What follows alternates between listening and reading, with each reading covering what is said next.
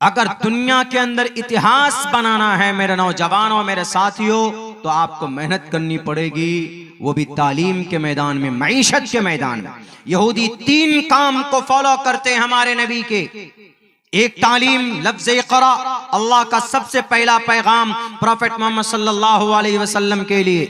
यहूदियों ने सोचा कि आखिर क्या वजह, वो कौन सा तरीका था, कौन सा पैगाम था कि 23 साल के कलील मुद्दत में 1,24,000 ऐसे जानिसार सहाबा और एक ऐसी मजबूत जमात छोड़ कर गए प्रॉफेट मोहम्मद कि वो अपने जान दे सकते थे लेकिन अपने ईमान का सौदा नहीं कर सकते थे। वो कौन सी ताकत थी, वो कौन सा मंत्र था, वो कौन सा पैटर्न था। यहूदी इस पर रिसर्च करता, पूरी दुनिया को लात मारता है यहूदी। उन्होंने कहा कि हमने जीसस को माना, हमने ज्यूस को माना, हमने अहद जदीद को माना, हमने अहद कदीम को माना, हमने बाइबल को माना, इन्होंने हमारी जिंदगी नहीं बदली। हम एक मर्तबा प्रॉफेट मोहम्मद की लाइफ को अपना कर देखते। उन्होंने मोहम्मद की जिंदगी पर रिसर्च करके मेहनत शुरू करता है। पिछले 75 साल में मेहनत करके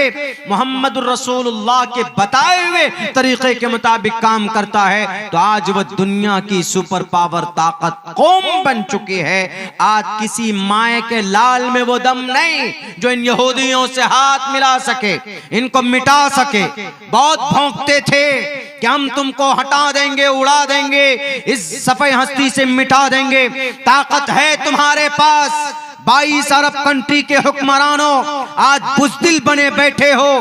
30,000 टन बारूद सिर्फ गजा पट्टी में बरसाया गया।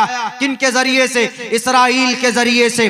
सिर्फ 40-45 लाख यहूदी वहां बसते। पूरी दुनिया के अंदर इनकी तादाद सिर्फ 1.5 करोड़ और तुम कलिमा पढ़ने वालों की तादाद 2 अरब है। तुम्हारा सवा हिस्सा भी नहीं है वो, लेकिन उनके पास ताकत है। उन्होंने तुम्हारे नबी की जिंदगी को फॉलो करके आज तुम्हारे नाक में नकेल डाल दिया। आज सोना कहां? अरब कंट्री में। पेट्रोल कहां? अरब कंट्री में। डीजल कहां है? अरब कंट्री में। चांदी के खजाने कहां है? अरब कंट्री में। लेकिन सबसे ज्यादा गुलामी करने वाली कोई कौम आज बनी है, सबसे ज्यादा बुज़दिल कौम कोई बनी है, तो हमारे 22 अरब कंट्री के हुक्मरान बने कि नहीं, हम इसराइल के खिलाफ कुछ नहीं बोलेंगे, उनके लिए हम कोई एहतजाजी प्रोग्राम भी नहीं करेंगे। क्यों? हमारा खुदा है, वो नाराज हो जाएगा, फिर डॉलर कहां से आएगा। कुर्बान जाइए एक लीडर पर। 1967 में अंग्रेज अमेरिका और इसराइल को धूल चटाया था। उस शख्स का नाम सैयद शाह फैसल था, अरब का सरदार। 1967 में जब इसराइल ने गजा पर, मस्जिद अक्सा पर हमला किया था, 1967 से बैतुल मक़दिस इसराइल के कब्जे में है। तो सैयद शाह फैसल ने कहा कि तुमने नौजवानों को, तुमने निहत्तों को मारा है, ऐ इसराइल में तेरा तेल बंद करता। फौरन उसका दादा, उसका अब्बा, इसराइल का कौन? अमेरिका, हाथ जोड़कर आता है कि सर वी सरेंडर, हम सरेंडर करते, हमारा तेल मत बंद कीजिए, नहीं तो हम जमीन पर आ जाएंगे।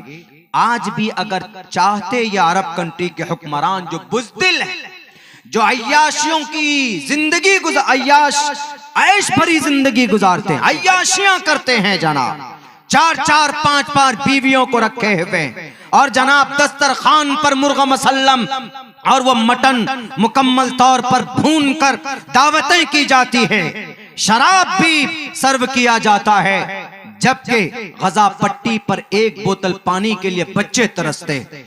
मैं इसलिए कह रहा हूं कि गजा पट्टी की मुसलमानों की मदद के लिए एक रास्ता था, एक बॉर्डर था, रफा बॉर्डर, वो जो कि मुल्क मिस्र में खुलता है। मिस्र के जहां के कुर्रा मशहूर है, अगर वो चाहते तो मदद की जा सकती थी, लेकिन उन्होंने भी कहा कि हम तुम्हारी मदद नहीं करेंगे। क्यों? क्योंकि तुम्हारी जमीन है, तुम लड़ो और तुम हासिल करो। लेकिन मैं ये कहना चाहता, मैंने कई जगह तकरीरों में ये बात कही कि अरब के हुक्मरानों, तुम्हारे पास गर्व होना चाहिए, ताकत होनी चाहिए कि अल्लाह के नबी हमारे बीच पैदा हुए, कुरान हमारे पास उतरा, सोना चांदी हमारे पास है और जमीन के टोटल खजाने अल्लाह ने तुमको दिए हैं। क्या अमेरिका में तेल निकलता? क्या इसराइल के अंदर में पेट्रोल निकलता? ये कहां से खरीदते? अरब कंट्री से खरीदते। और एक मासूम 4 नहीं बल्कि 6000 1 साल से 5 साल उम्र के बच्चों को मारा गया है गजा पट्टी के अंदर, उन बच्चों को शहीद किया गया है। इन्नमल मुमिनूना इख्वा याद नहीं, अल मुस्लिमु कजसदिन वाहिदिन याद नहीं है? मिस्र के हुक्मरानों, तुम तो अरबी हो, अरब पढ़ना जानते हो, बेहतर समझ सकते हो। इन्नमल मुमिनूना इख्वा का क्या एक्सप्लेन हो सकता? अल मुस्लिमु कजसदिन वाहिदिन का क्या मतलब हो सकता है? लेकिन नहीं, सबके सब बुज़दिल। उसकी वजह यह है कि जिहालत है अरब कंट्री में। पता है बुर्ज खलीफा जो बना दुबई में, उसका आर्किटेक्चर, उसका जो आर्किटेक्ट था, इंजीनियर था, डिजाइनर था, कौन था? वो यहूदी था। इन्होंने पैसे सिर्फ मटन, शबाब और कबाब में उड़ाया। इन्होंने देश की, दुनिया की नस्ल की तरक्की के ऊपर कुछ नहीं किया। हालांकि तालीम का पैगाम इस्लाम में, दूसरा नंबर तिजारत का पैगाम भी इस्लाम में है। तो इन यहूदियों ने 3 बड़े काम किए, तालीम, तिजारत और यूनिटी, इत्तिहाद। एक यहूदी को कुछ होता है, टोटल 1.5 करोड़ यहूदी पूरी दुनिया से टर कर एक प्लेटफॉर्म पर जमा हो जाते। CNN दुनिया का सबसे बड़ा नेशनल न्यूज चैनल, CNN यहूदियों का 90% चैनल पर यहूदियों का कब्जा, टेक्नोलॉजी पे यहूदियों का कब्जा। हमारे देश के प्राइम मिनिस्टर को भी अगर कोई चलाता है तो एक यहूदी चलाता है। अजीत डोभाल नहीं, वो तो दिखावे के लिए है। अजीत डोभाल के ऊपर भी एक डोभाल है। डोभाल नहीं, वो बाल है हमारे देश के लिए, जो सारा दिमाग खर्च करता है और इस देश के जनता को बेवकूफ बनाता हुआ एक यहूदी है। ग्रेट एडवाइजर जोडाइज्म एक यहूदी है जो हमारे इस देश के अंदर मोदी जी को मशवरे देता है। देख लीजिए आप, सीक्रेट रिपोर्ट उठाकर पढ़कर देख लीजिए। तो इतने ताकतवर कैसे बने? 3 फील्ड में, तालीम, तिजारत और यूनिटी, इत्तिहाद। और हम मुसलमानों में इत्तिहाद ही नहीं।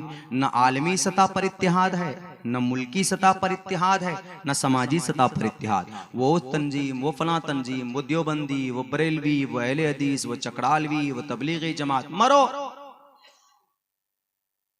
देवबंदी को गोली लगती है तो अहले हदीस हंसते, हाँ बहुत अच्छा, अहले हदीस को माना जाता, देवबंदी हंसते। अरे वो इख्तलाफात आपका मसलक का है, आपके अकीदे का है, वो अपनी जगह पर रखिए। लेकिन जब आलमी सतह पर, समाजी सतह पर कोई बात आए तो फौरन एक प्लेटफॉर्म पर जमा हो जाओ। We the people of Islam, जैसे we the people of India, we the people of Islam, वो बात की बात है। मैं तो इतना कहता हूं कि भाई आप अगर अच्छे तो आप जन्नत जाएंगे। लड़ने की बात क्या, स्टेज पर क्यों लाते? बहुत सारे उलमा स्टेज पर कूद कूद कर, तू काफिर, तू जहन्नमी, तुम वो, उसको खुद अपना पता नहीं है उसको कि वो कहां जाएगा। कौम को नहीं बांटना चाहिए, कौम को बांटने से अल्लाह की मदद रुक जाती। नबी मौजूद है जंगे बद्र में तो अल्लाह की मदद आई, इंतशार नहीं था। वहीं पर 1.5 साल बाद जंगे उहद होती है, नबी मौजूद, सहाबा मौजूद, अबू बकर मौजूद और उमर फारूक मौजूद, अली मौजूद, उस्मान मौजूद, आखिरी नबी मौजूद, मोहम्मद रसूलुल्लाह मौजूद है। लेकिन सहाबा 2 हिस्सों में बट गए, इधर और इधर। सिर्फ ये कि तुम जाओ, वो कहता हम नहीं जाएंगे, जाओ। 2 हिस्सों में बट गए, आने वाली मदद रुक गई, 70 सहाबा शहीद हो गए। क्यों? इंतशार की कोई गुंजाइश नहीं है। कौम अगर बट जाए तो अल्लाह की मदद रुक जाती है। आज ये कौम बटी हुई और यहूदी बटे हुए नहीं है। 18 तंजीमें यहूदियों की काम करती है अपनी तंजीम को मजबूत करने के लिए। हमारे यहाँ कितनी तंजीमें काम करती, कितने लोग? एक भी नहीं। पुलिंग डाउन, अगर कोई तंजीम आगे बढ़कर काम करे, आप ही अगर आगे बढ़कर कोई काम करेंगे आपके गांव में तो आप ही की टांग पकड़कर खींचकर आपको नाले में डाल देंगे। तुम आगे बढ़ रहा है। मैं इसलिए बता रहा हूं कि मेरे साथ ऐसा हुआ है कि मौलाना अब्दुल्ला ये काम करेगा, आगे बढ़ जाएगा। अच्छा लो, तुम हिस्ट्री बनाना चाहते हो, हम तुमको जीरो हीरो बनना चाहते हो, हम तुमको जीरो मैन बना दें। ऐसा होता। तो यहूदी 1.5 करोड़ है, एक प्लेटफॉर्म पर है। तो इन तीनों बातों पर अमल करके यहूदी आज दुनिया की सुपर पावर कौम बन चुकी है। और हम जो सुपर पावर है वंतुमुल आलौन, क्या इससे बड़ा खिताब और क्या हो सकता है। लेकिन आज loser nowadays, we are going to the loser. आजकल हम जा रहे हैं पस्ती में, जा रहे हैं पस्ती में जा रहे हैं। हक नहीं बोल सकते, हक बोलने की जुर्रत नहीं है, खुलकर बोलने की हमारे अंदर जसारत नहीं है, इतिहास सामने नहीं रख सकते, क्या साजिशें की गई अंग्रेज के जरिए वो नहीं बोल सकते। हमारा नौजवान बेराह, कोई गोल सेट नहीं, आगे क्या काम करना है नौजवानों को पता ही नहीं। यहूदी बच्चे से पूछो what do you want to be in the future, क्या करना चाहते हो फ्यूचर में, वो आपको कहेगा कि मौलाना I will create the platform. आप अपने बच्चे से पूछे तुम क्या करना चाहते हो चिंटू मिंटू, वो कहेगा कि भाई शादी करेंगे, 5 लाख रुपए मिलेगा, हम बस पान की दुकान खोल के बैठ जाएंगे। बस इतनी छोटी सी सोच। यहूदी बच्चे से पूछे कि तुम पढ़कर क्या करोगे, वो ये नहीं कहेगा कि मैं शादी करके कैश मिलेंगे 5 लाख रुपए, अपाची खपाची गाड़ी भी ससुर से मांग लूंगा। नहीं, वो क्या कहता है यहूदी बच्चा, हम पढ़कर रोजी बनाने के लिए, रोजगार देने के लिए प्लेटफॉर्म बनाएंगे। अपने बच्चे से पूछे क्या बनना चाहते हो, पढ़ इसलिए रहे ताकि हमको नौकरी मिल जाए। लेकिन यहूदी बच्चा ये कहता हम पढ़ इसलिए रहे ताकि हम नौकरी पैदा करें। जमीन और आसमान का फर्क है। तो इसलिए मेरे नौजवानों, मेरे दानिश्वर लोगों, आप अपने बच्चे को अच्छा बनाते हैं तो मरने के बाद भी उसका सवाब आपको मिलेगा। राजस्थान में एक जगह हम गए तो वहां पर जनाजे में शरीक होना था। एक आदमी पैंट शर्ट में और टाई लगाए हुए आया, फौरन क्या बोलता, जल्दी जल्दी कीजिए और हमें निकलना है सफर में। और हमने कहा कि भाई जनाजे की नमाज हो रही है, आपकी जूती इतनी मुबारक नहीं है, जूती को उतार दीजिए, आप खोल दीजिए। वो बोलता मौलाना जूता नहीं खोल सकते हम, हमारी जूती चोरी हो जाएगी। हमने कहा चलो भाई, हो सकता है किसी की जूती अगर पाक साफ है, किसी की यकीन है तो पहन कर पढ़ सकते हैं, कोई दिक्कत नहीं है। हो सकता है कि भाई अभी गाड़ी से उतरा हो फौरन सेठ साहब। तो हमने कहा कौन लगते हैं आप, बाहर के, यहाँ के तो लगते नहीं गांव के। तो बोलता मैं बाहर का नहीं हूँ मौलाना, माय फादर। जनाजे की जो मैयत है, जो जनाजे की नमाज पढ़ी जा रही है, ये मेरे अब्बा है। इतना भी मॉडर्न तालीम मत दीजिए बच्चों को तो आपके जनाजे की नमाज पढ़ने के लिए गवारा ना हो, जूता तक न खोल सके आपके जनाजे की नमाज के लिए। बच्चों को दीनी बनाइए, दीनी मिजाज पैदा कीजिए, डॉक्टर बनाइए, इंजीनियर बनाइए, नो प्रॉब्लम। इस्लाम ने ये सारी चीजें दी, डॉक्टर, इंजीनियर, पायलट, साइंटिस्ट, सारी चीजें इस्लाम के प्लेटफॉर्म से हुई। लेकिन यह है कि अपने बच्चों को पहले दीनी तालीम से आरास्ता कीजिए ताकि आप इस दुनिया से चले जाएं मोहतरम, इस दुनिया से आप चले जाएं तो वो बच्चा आपके लिए दुआ कर सके। वक्त काफी हो चुका है, मैंने सोचा आधे घंटे में बात पूरी हो जाएगी। खैर बात हो गई लंबी, मेरी आदत ही है 1 घंटे के अंदर ही बात समेट पाता हूं मैं। फिर भी हमको एक्सप्लेन एकदम बिल्कुल क्लियर बात करनी चाहिए थी कि यहूदी तालीम पर किस एतबार से मेहनत की और कैसे कामयाब हुए, तिजारत में कैसे कामयाब हुए, कहां कहां पर। तिजारत भी मोहम्मद रसूलुल्लाह की सुन्नत है, अंबिया की सुन्नत है। इमाम हनीफा की बड़े बड़े जहाज उतरा करते थे कपड़ों के। अबू बकर सिद्दीक बड़े रिटेलर थे। उमर फारूक रेशम के बड़े ताजिर थे। और अल्लाह के नबी खुद 15 साल से लेकर 40 साल तक जबरदस्त बड़े ताजिर रहे हैं। और हमारा नौजवानों को अगर 30,000 रुपए हो जाए, मौलाना ओप्पो वीवो का मोबाइल लेना है, वो वाला मोबाइल लेने जाता है दुकान पे कि जिसका कैमरा बेटर हो, 30,000 रुपए ले, बस कैमरे में खत्म, बाकी पैसे बचे तो पुड़िया चबाने में खत्म। हालांकि यहूदी बच्चों के पास पैसा होता है तो वो माइंड लगाता है ये 30 का 60 कैसे बने, 30 का 50 कैसे बने, 50 का 100 कैसे बने, इस पे माइंड लगाता है वो। हमारा बच्चा नहीं, हमारा बच्चा 30,000 रुपए हुए, 50,000 रुपए, 1 लाख रुपए जमा किया, मौलाना आईफोन लेना है, आईफोन, एप्पल लेना, मेड इन यहूदी, cold drink, Coca Cola, Thums Up, Mirinda, 7 up, made in यहूदी। बताइए, खादिम चप्पल पहनते हैं, और क्या क्या है वो मुफ्ती पुफ्ती, ये सब कपड़े का एक कोई ब्रांड होता है, ये सब मेड इन यहूदी। औरतों के कॉस्मेटिक के 75% जो प्रोडक्ट्स हैं मेड इन यहूदी।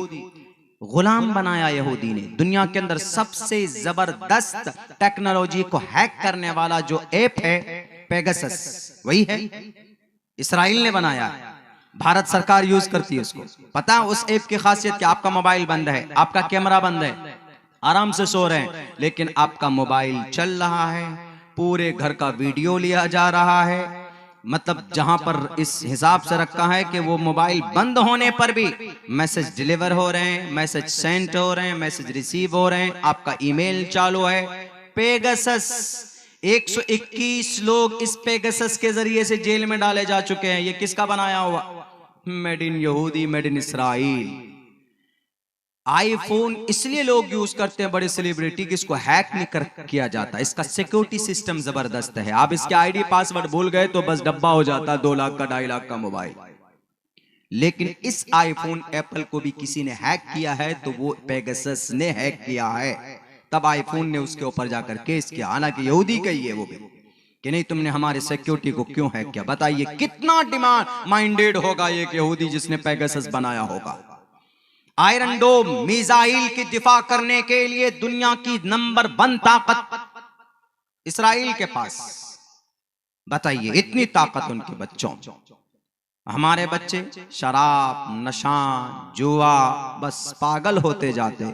और ज्यादा से ज्यादा देख लीजिए उनकी जिंदगी में क्वालिटी तो जवान फिल्म देखकर डोला शोला बनाते। कभी हमारे जवानों को मालूम है कि हाँ भाई डोला शोला बनाना भी सुन्नत है, सुन्नत अंबिया है। बॉडी बिल्डर कौन थे अंबिया में, नबी में? नहीं बता पाएंगे हमारे बच्चे। क्यों? कभी उनको बताया नहीं गया।